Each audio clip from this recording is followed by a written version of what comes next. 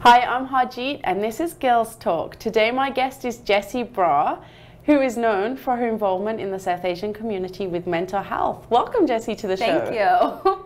Thanks for having me. Well, thanks for being here. It's Lodi today, a special occasion in the South Asian community. I know, I'm dropping off pink laddus right after this. Yeah, that's amazing. So let's talk about what you do. I know you have like social media pages that speak about mental health in the South Asian community specifically at the MH Spotlight, right? Yeah. And you post a lot of inspirational things. I'm curious to know, how did you get involved in that? For sure. So I struggled with my own mental illness for a very long time, struggled in silence. So I never told my mom, I never told my family. And a lot of it was because there was this culture of silence in our community. So I'm from a Punjabi background, and mental health wasn't something anyone ever talked about. Quite honestly, I didn't know what it was. And as I grew older, I went to school, I went to university and studied psychology, so I started to learn more. And from there, I just decided, I was like, you know what, there's so much negativity around it. Like, it's always someone mentally ill is like someone you stay away from. Like, it's not a very accepting space. And I saw there was a lot of differences within the culture that I grew up with that Western medicine and like Western society didn't really understand. And so that kind of all put together led me to create the MH Spotlight, which really just focuses on sharing stories about people in the South Asian community and mental health, whether it be someone going through a mental illness, someone who's stressed out, or just someone who's passionate and is an ally and wants to help those who are struggling. It's amazing work that you do, because I actually read a lot of your posts, and I did notice that you had mentioned that you specifically focus on South Asians because the barriers that we face, especially in the Western world when it comes to mental health, are more predominant than it is for other cultures, and that's why you chose South Asian. But I'm curious to know, South Asians, do you think that 20 years ago to now that they're more accepting of mental health, or do you think the stigma is still the same in our culture? I think there's still definitely a lot of stigma. So stigma is one of those things that it's not just going to go away all at once. It's not going to be like one day you wake up and there's no more stigma in the world. Slowly, as we start to have these conversations, as we talk more about it, as we become more open, definitely the stigma becomes less. Like, I know for myself, like, I accepted my mental illness in a much quicker time than my mother or my grandmother. So mental illness actually runs in my family. Like, we've all struggled with anxiety throughout our life, and it took my grandmother until she was 85 and I was having these conversations with her to admit that she also struggled with anxiety. And my mom, she was well into like her late 30s or 40s, and I was about probably 16 when I first realized it, and I was 20 by the time I had actually taken action and started to deal with it. So I think as generations go on and we become more educated, we have these conversations, it definitely is getting better. So it reduces the stigma at least. Yeah, which is step one, I think. In your case, I like to want to touch on your story a little bit there. You said that you were 20 when you started to take steps towards fixing it. So you had ideas that you were struggling with something and you couldn't cope with it. How did you get diagnosed, and where did you go to get help? And yeah, so accepting that I was mentally ill was really hard for me, because I was always like the perfectionist. I always did well in school. I had a lot of friends. Like, I wasn't bullied. So there wasn't a lot of like, in other people's eyes, there wasn't things that were going wrong in my life. And so they're like, what do you have to be like upset about? Why are you depressed? There's nothing to worry about, like, you're fine. But it was like, a lot of it had to do with my past. Like, growing up, I had a lot of trauma in my life. I had a lot of abuse in my life. And when it came to accepting my mental illness, it took me seeing someone else do it first. So I was in an assembly where a South Asian male had talked about his experience, and he's like, I went through this, I struggled, and I went and talked to someone, and now I'm doing better. And I was looking at him like, if he can go through all of this and still come out on top and like be talking to all these people openly, maybe I can too. And so from there, that was the first time I went and talked to someone. I went and talked to a counselor. I did a couple counseling sessions, and then I was like, oh, I feel better now, and stopped doing it, which was the wrong thing to do. And so it took me a couple years to find a method that really worked for me. I found therapy wasn't necessarily for me. Like, I just have trouble talking about things. I rather like write it down. So talk therapy wasn't my thing, and I ended up going to a doctor, getting medication. That kind of kick-started me getting on the right track and having myself in a mentally healthy space. And from there, I just did a lot of like upkeeping, like making sure I was doing things like practicing good self-care, talking to someone if I was struggling, reaching out for help, taking those breaks I needed. And then, like I said, writing had always helped me. So I started writing things down and channeling my inner anxiety into something else. Into something productive for you and helpful. Because it's nice that you say that, because there are a lot of combinations of things that will make you healthy and well again, alongside with medication. Talk therapy won't work for everybody, but then writing it down and your diet and your exercise and your sleeping patterns, they all combine together. But one of the things that you mentioned was that somebody stood up in an assembly and talked about what they went through, and you also mentioned that you had a little bit of trauma. In my experience, I find that there's a correlation between trauma, people who suffer from trauma, and people who are diagnosed with a mental illness. In your experience, and based on being exposed to as many people as you have been, do you find this to be true? Yeah, so definitely having a mental illness, it can come for so many different reasons. It could be genetics, it could be just like you're born with the certain genes that make you more likely to be mentally ill, or it could be your upbringing, environmental circumstances that happen. So it's so hard. Mental illness is just so complicated. You can't say this one thing causes depression or this one thing makes you an anxious person. It's a collective thing of all the stuff that's going on in your life. So for a lot of people, it is trauma. Trauma obviously is a very big part of your life that changes the way you think, it changes the way you view the world, and all these major changes happening, they can lead to a mental illness. It can be something that's chronic and it lasts a long time, or it could be something that maybe you struggle with and it's more like a disorder you struggle with for a little while and you learn how to cope with it, and then you can obviously still live a very healthy life afterwards. Yeah, so one of the things I wanted to ask you in terms of mental health, what you said is that there are lots of different types of mental illnesses. There's depression, there's bipolar, schizophrenia, anxiety, PTSD, there's so many different types. Do you focus on any particular type, and do you focus on the differences between the different types and treat people differently based on the different types that there are? Yeah, so not really. My whole project is dedicated towards starting conversations and erasing the stigma around mental health in general. So people often confuse mental illness and mental health and think they're the same thing, but a mental illness is something that's like a diagnosable illness. It has symptoms, it goes on for a certain period of time or longer, and then you go to the doctor and they can diagnose you with the illness, or you can self-diagnose. And then mental health is just something we all have. So we all have a mind, we've got like everything that we do, everything we think, our behaviors, that all falls under mental health. So really my focus is raising awareness about having these conversations. So no matter what mental illness you struggle with, even if you don't have a mental illness, you can still struggle. And we want to make it an environment where it's okay to talk about your feelings. It's okay to talk about you having a bad day. It's okay to cry. It's okay to be angry. It's okay to just have feelings, because a lot of the time in our world, we're just told not to talk about things. We're told guys can't cry. We're told girls should be obedient and they should listen. But that's not the case. Whatever we're feeling, no one has any control to tell us that our feelings are wrong. We don't have control over it, so why should they be telling us how we should feel? And so I really want to raise awareness, and a lot of it does tie into mental illness, and like, of course, if it can help people understand mental illnesses better, that's my goal as well. Like, I'm not focused specifically on any certain mental illness. I myself have struggled with depression, anxiety, an eating disorder, alcoholism. So those are the ones I can speak to the most. And those are the ones I can share my personal stories of, but that's why we have our Story Sundays. So people who have struggled with other things can come forward, give us information, talk about their experiences, and we can create this collective community where there is no shame in having a mental illness.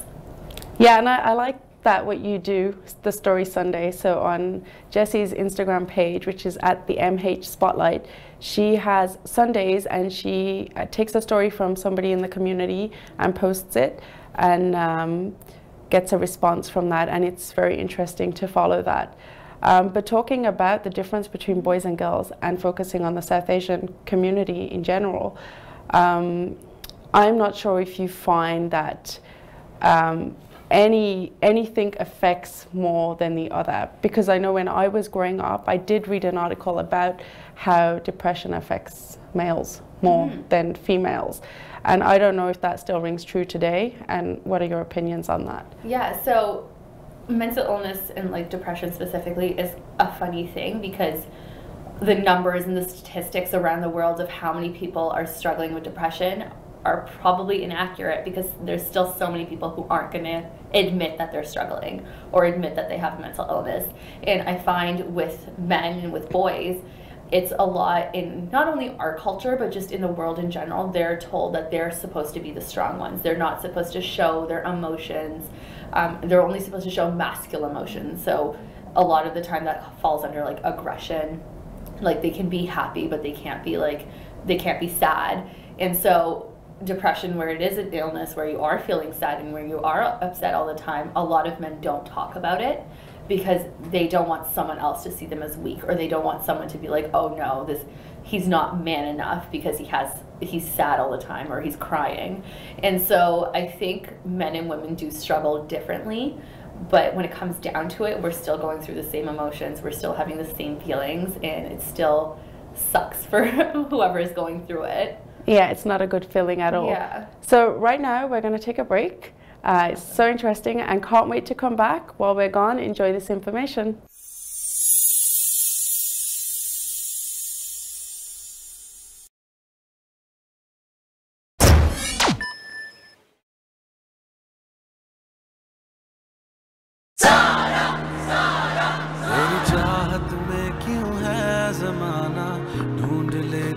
Here you go. चॉकलाटो असली बात तो अंदर है छुपी। बिस्कोनी चॉकलाटो, इसके खास cookie में है छुपी rich creamy chocolate.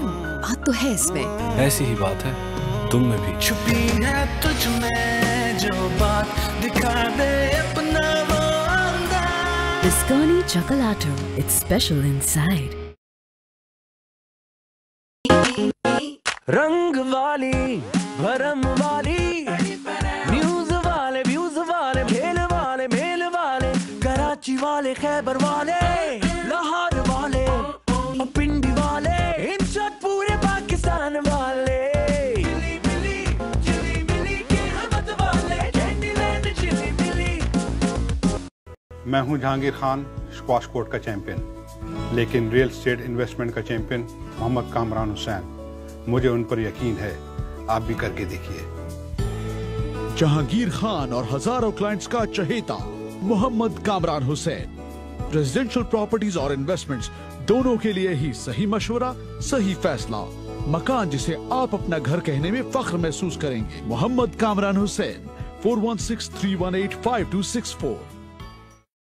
You don't have a website yet, and you want to design your own website or redesign it. So, now is the right time. NJ Marketing is offering free websites. Just sign up with NJ Marketing for digital marketing.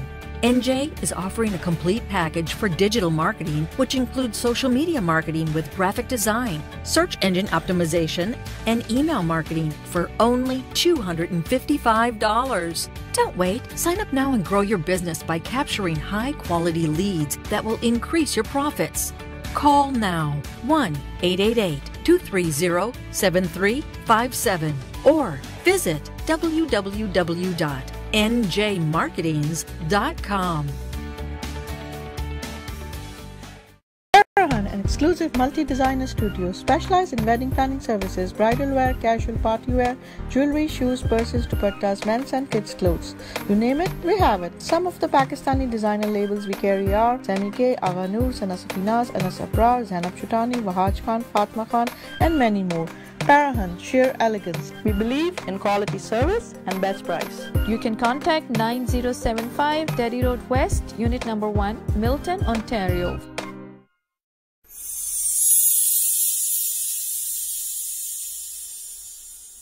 Hi, welcome back. I'm Harjeet Dillon and this is Girls Talk on NJ Digital TV, and today my guest is Jessie Ra at the MH Spotlight. Hello. Hi again, Jessie. So one of the things that we finished up on was you had talked about some of the things that you had faced in your life when it comes to struggles in life. So in terms of addiction, there are a lot of people that actually face addictions. Do you find that they're more prone to mental illness because of that? Or do you think that they have a mental illness and then they end up with an addiction? So actually a recent change that happened in the DSM-5, which is like the psychology Bible, I guess, is addiction is actually now classified as a mental illness. And the reason it is addiction is often more times is more than just something physical. It's not just your body wants this thing more. It's also a psychological addiction. Like, for example, I struggled with alcoholism, which was an addiction to alcohol, and it wasn't that I depended on alcohol to like do things in life, or that I depended on alcohol and wanted to be drunk all the time.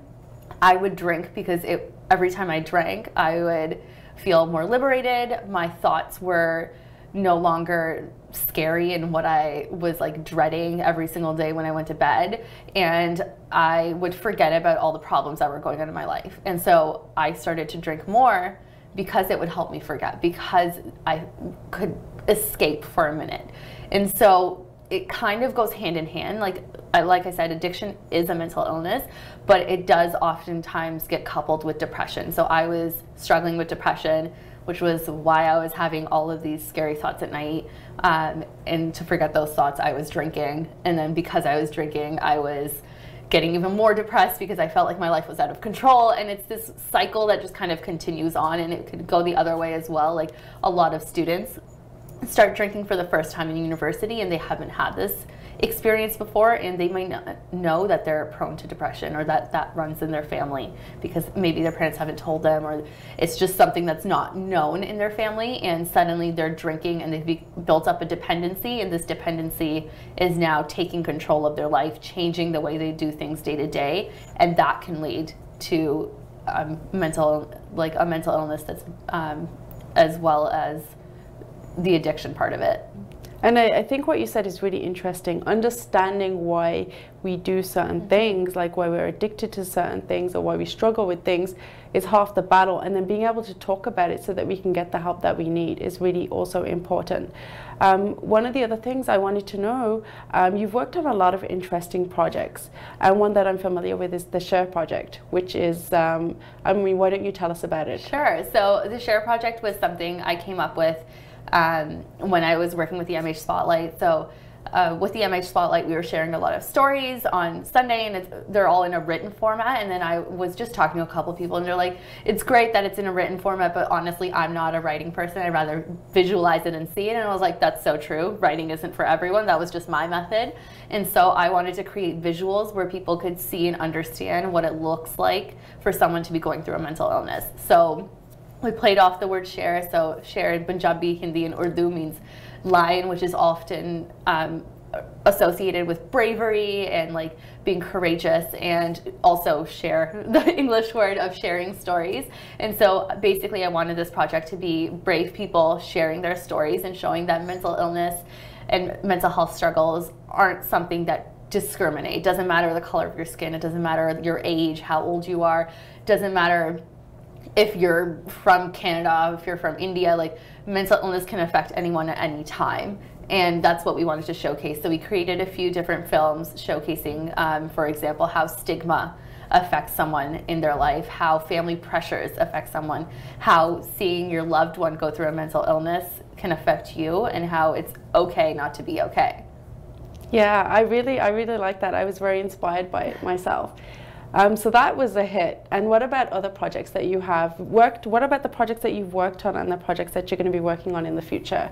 Yeah, so constantly I'm working with different people in the mental health space. So I work with CAMH. They have a South Asian collaborative on mental health where we're working to create more information regarding South Asian mental health. I've worked with Punjabi Community Health Services to help bring articles to light where parents can read my articles as a youth and see this is something kids want to talk about. This is something I should be talking to my children about, and hoping creating that awareness.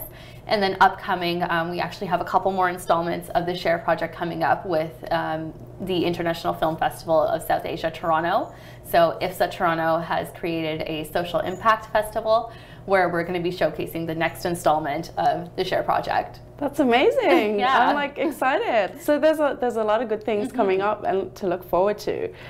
We definitely needed you in our community. One of the other things is that because there is a stigma attached, a lot of people in our community go undiagnosed. So is there any advice you would have for anybody who's dealing with a loved one who is diagnosed, or dealing with a loved one who is struggling with even a diagnosis, or somebody who's dealing with it themselves? Yeah, so the first thing I would say is talk to each other. I know it sounds very simple, but it's so powerful just talking to them and just letting them know, hey, if you're going through something, if you're not going through something, I love you, and if you want, I'm here to talk. And so I've created that space within my friends and family. If someone's struggling, they can come talk to me if they are interested. And it's also important to recognize it's not your job to fix them. You can definitely be there for them, you can listen to them, you can suggest resources for them, but you're not the one who's going to fix them. They also have to kind of feel that within themselves. So you can talk to them, hopefully tell them that there are resources available, that they should go talk to a doctor, that they can talk to a counselor, and it's okay. A lot of people find a lot of solace in that, is people think that other people are going to be ashamed or judge them for reaching out for help. But I've seen people who are mostly proud that you are taking care of yourself and that you are being proactive. So if you do know someone who's struggling, you can talk to them, tell them that they should be seeking help, and be there for them when they do. I know it's hard to seek help. It's not something that, like, you go to the doctor once and you get a pill and then it's all better the next day. It doesn't work like a regular illness, like a physical health does. It's an ongoing battle that you have to kind of wake up each day and be like, yeah, it sucks, but I'm gonna go through this and I'm gonna kick butt and it's gonna be okay. So you have to learn what works for you. Like I said, for myself, it was a mix of trying talk therapy, trying medication, figuring out what my self-care was and making sure I kept with it. And for someone else, it might be different. So I think that's kind of the hardest thing about mental illness, is there is no end-all be-all solution. You have to do trial and error. You have to figure out what works for you. But I promise you, when you find it, your life is going to be 1,000,000 times better. So you just have to do trial and error and find what works. Yeah, and I know it, like, every time I say that, people are like, that's awful. And I'm like, it is awful. It does suck. But because we're all individuals, our minds are so individual, how can you expect the solution that works for me to work for you? Like, we're not the same person, so it's not going to work the same for us. Our bodies are different, our minds are made up differently, so you do have to find what works best for you.